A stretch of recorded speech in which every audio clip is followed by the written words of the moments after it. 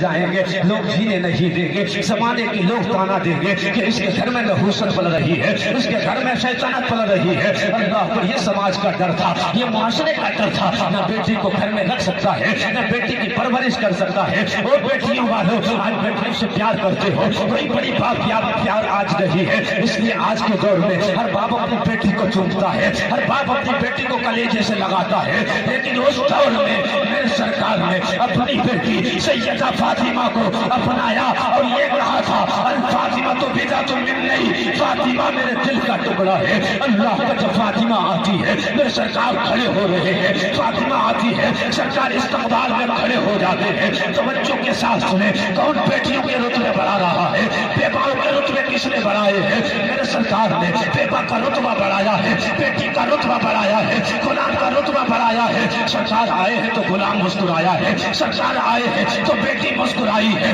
سرکار آئے ہیں تو بیوائیں بھی مسکرا رہی ہے۔ وجہ یہ ہے بیٹی کو عزت میں مصطفیٰ نے دی ہے تو بیٹیوں کو زندگی گزارنے کا حق مل گیا ہے، بیوہ کو مصطفیٰ نے بنایا ہے۔ آج بھی تاریخ اٹھا کر دیکھ لو، 25 سال کا کوئی کلیل جوان، 40 سال کی بیوہ خدیجہ بیوہ سے نکاح کر دیا سرکار نے، لیکن تاریخ انسانی پڑھو آج بھی کوئی کلیل جوان ہو 25 سال جوانی ہو شباب پر، اب بتاؤ شباب کے عالم میں، فل جوانی کے عالم میں کوئی 40 سال کی بیوہ خاتون، میرے سرکار نے ایک نکاح صرف باقرہ سے کیا، ایک نکاح کیا ساری بیواؤں سے کیا، بیواؤں سے نکاح کر کے میرے سرکار سہارا بن رہے تھے۔ اس لیے جن بیواؤں کو بے سہارا ہو چکی تھی، جن بیواؤں کو کوئی دیکھنے کے لیے تیار نہیں تھا، جن بیواؤں کو کوئی نظر اٹھانے کے لیے تیار نہیں تھا، میرے مصطفیٰ نے ان بیواؤں کو اپنایا ہے۔ اس لیے میرا مصطفیٰ لوگوں کا سہارا بن کے آیا ہے، لوگوں کو سہارا دینے آیا ہے۔ اللہ نے بیواؤں کے رتبے کو بڑھایا ہے، بیٹی کو رتبے کو بڑھایا ہے۔ میں بات کرنے لگا مکی کی سرزمین کے، وہاں کے حالات اتنے خراب تھے، اگر بیٹی دنیا میں آتی ہے تو بیٹی کو زندہ دفن کرنے کے لیے اپنے ہاتھوں سے انسان تیار تھا۔ بتاؤ کتنے برے حالات تھے۔ ایک صحابی ہوئے ہیں اللہ کے نبی کی بارگاہ میں حاضر، کہتے ہیں یا رسول اللہ زمانے جاہلیت کی کچھ باتیں اب بھی مجھے یاد آ جاتی ہے، تو رات میں اگر یاد آ جاتی تو بھی رات گزر جاتی ہے، چین بے چینی میں بدل جاتا ہے، قرار بے قراری میں بدل جاتا ہے۔ یا رسول اللہ آج بھی یاد آتا ہے نا تو پوری رات آنکھوں سے آنسو نہیں رکتے ہیں۔ یا رسول اللہ دن کے اجالوں میں جب یاد آتا ہے تو دن کے اجالوں میں دل قرار جو ہوتا ہے بے قراری میں تبدیل ہو جاتا ہے، دل ہو جاتا ہے۔ یا رسول اللہ آج بھی وہ باتیں میں یاد کرتا ہوں تو آنکھیں اشکبار ہو جاتی۔ میرے آقا فرماتے ہیں صحابی کون سے ایسے تو نے گناہ کیے ہیں جو گناہ آج یاد کرتا ہے اس گناہ کی وجہ سے تجھے بے قراری ہو جاتی ہے؟ عرض کرتے ہیں یا رسول اللہ میں نے اپنی کئی بچیوں کو زمین کے نیچے دبایا ہے، کئی بچیوں کو زمین کے نیچے دبا کر میں چلا گیا، آخری بچی کی سزا اس کی چیخیں آج بھی میرے دل کو جھنجھوڑ رہی ہے، اس کی چیخیں آج بھی میرے کان کے پردے سے ٹکرا رہی ہے۔ وہ بچی کہہ رہی تھی بابا مجھے کدھر لے کر جا رہے ہو؟ ابا مجھے کدھر لے کر جا رہے ہو؟ بابا کدھر لے کر جا رہے ہو؟ آج تک اس بچی کو کبھی پیار نہیں ملا ہے، کسی باپ نے اسے پیار نہیں دیا ہے۔ پہلی مرتبہ تھا، آخری مرتبہ تھا، وہی آخری ملاقات تھی اپنی بچی سے، وہ بابا بابا کہہ رہی تھی۔ اس بچی پر مجھے پیار نہیں آیا، اس بچی پر رحم نہیں آیا، میرے دل میں ہمدردی اس کے لیے پیدا نہیں ہوئی۔ کہتے ہیں یا رسول اللہ کئی بچیوں کو زمین کے نیچے دبا کر چلا گیا، آخری بچی جب میری بیوی کے حمل بیوی کے پیٹ میں آئی ہے، جب بیوی کے پیٹ میں آئی تو میں سفر میں جانے کے ارادے سے نکلنے کے لیے تیار ہوا۔ اس کے بعد اپنی بیوی کو بلا کر میں نے کہا تھا اور میری شریک حیات میری بیوی تو سمجھتی ہے نا ہمارا دستور کیا ہے، اس عرب کی سرزمین پر اگر بیٹی دنیا میں جیتی ہے، اگر کسی گھر کے اندر بیٹی جنم لیتی ہے اور پرورش اگر بیٹی پاتی ہے تو زمانے میں لوگ تانا دیا کرتے ہیں، زمانے والے اسے جینے نہیں دیتے ہیں، زمانے والے کہتے ہیں اعتدار چیز کو پال رہا ہے، اس نے ایسی چیز کو پالا ہے جو بے برکتی ہے، شیطنت کو اس نے گھر میں پالا ہے۔ اللہ اکبر، اس نے اپنی بیوی سے کہا تھا یا رسول اللہ میں نے اپنی بیوی کو قریب بلا کر کہا تیرے پیٹ میں جو امانت چھوڑ کر جا رہے ہیں، اگر یہ بیٹا ہو تو ناز و نخری کے ساتھ اس کی پرورش کرنا، اگر بیٹی پیدا ہو تو میرے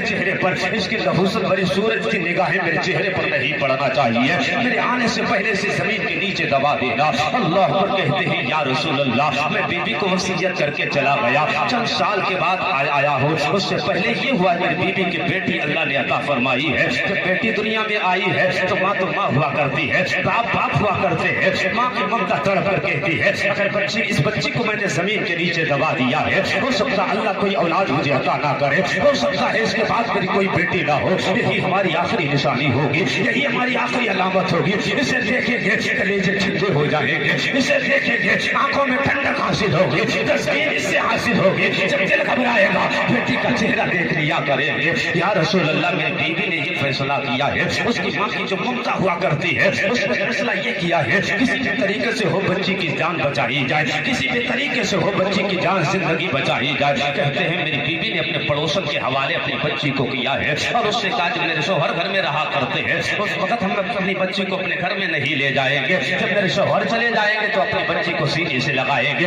بتاؤ اس سے برے اور کون سے دن آئیں گے؟ ایک ماں اپنی بچی کو اپنے سینے سے لگا نہیں سکتی ہے، ایک ماں اپنی بچی کو اپنے پاس لٹا نہیں سکتی ہے، یا دودھ نہیں پلا سکتی ہے، ماں سے بچیاں دور ہو رہی ہے۔ ماں کہتی ہے میں نے اپنے بچے کو، تو کہتے ہیں یا رسول اللہ میری بیوی نے اپنا بچی پیدا ہوئی اور بچی جب ان کو دوسرے پڑوسوں کے جب حوالے کیا اور اس سے کہا تھا میرے شوہر جس وقت وہ آئیں گے اس وقت تیرے حوالے کر دیں گے، جب پتہ لگے گا وہ آنے والے نہیں ہے تو اپنے اٹھا کر گود سے لے جاؤں گے اور اپنے پاس لٹا کر دودھ پلاؤں گے۔ کہتے ہیں یا رسول اللہ وہ بچی اس نے اٹھا کر اپنے پڑوسوں کے حوالے کر دی۔ پھر کہتے ہیں میں چند سال کے بعد گزر کر آیا نا، جب گھر پہ لوٹ کر آیا میں نے آ کر بھی اپنے آنگن میں دیکھا ایک 4 سال کا بچی آنگن میں ٹہل رہی ہے۔ کہتے ہیں یا رسول اللہ 4 سال کی بیٹی جب آنگن میں ٹہل رہی تھی میری نگاہ اس کے چہرے پر کیا پڑی ہے، میرے پاؤں ماتھے پر پسینہ آ گیا غصے کی وجہ سے۔ میں نے بیوی سے جا کر کہا وہ میری شریک حیات بیوی پہلے یہ بتا یہ بچی کون ہے جو ہمارے آنگن میں ٹہل رہی ہے، یہ بچی کون ہے جو ہمارے گھر میں پل رہی ہے؟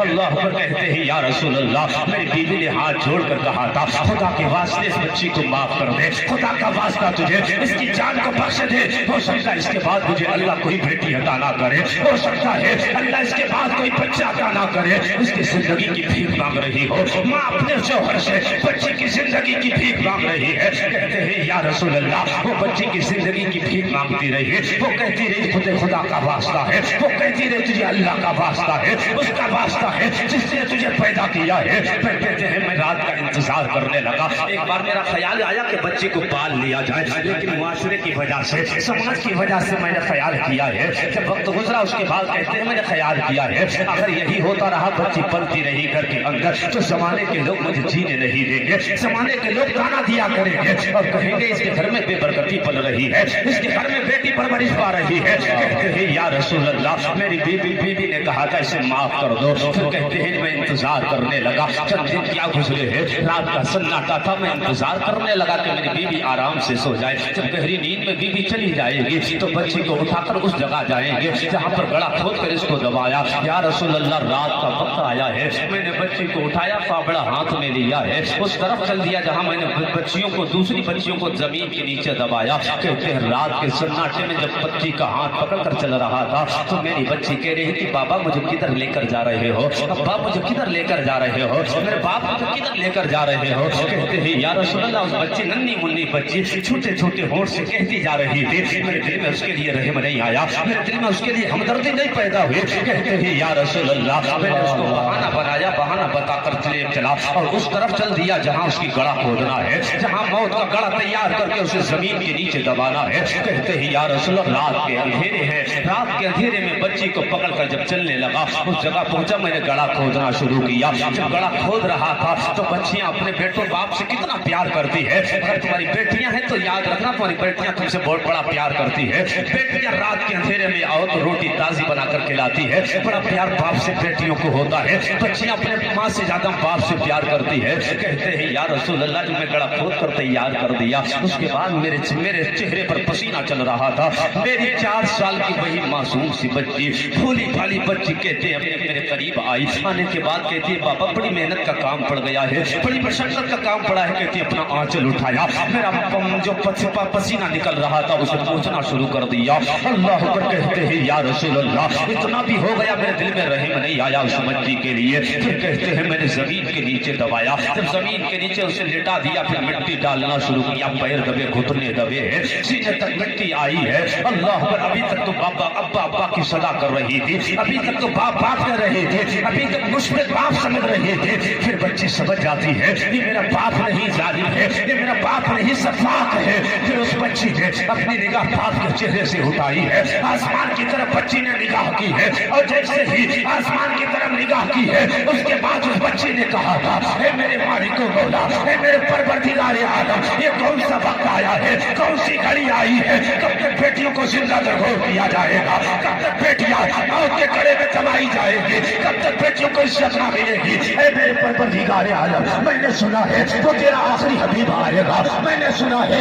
वो तेरा आखिरी पैगंबर आएगा। या अल्लाह, वो आमिना का लाल आएगा जरूर। हर नबी बिशारत देकर गया है, आदम से लेकर ईसा तक हर एक कह के गया है वो आखिरी पैगंबर आएगा जो बेटियों को इज्जत अता फरमाएगा। तारीख बताती है, उठाओ तारीख, मक्के की धरती है, आमिना के आंगन में रिसालत था, वो आफ्ताब तुलू होता है जिसने अपनी किरणें बिखेरी है। जब वो अपनी किरणें बिखेरता है तो पूरी दुनिया को मुनव्वर कर देता है।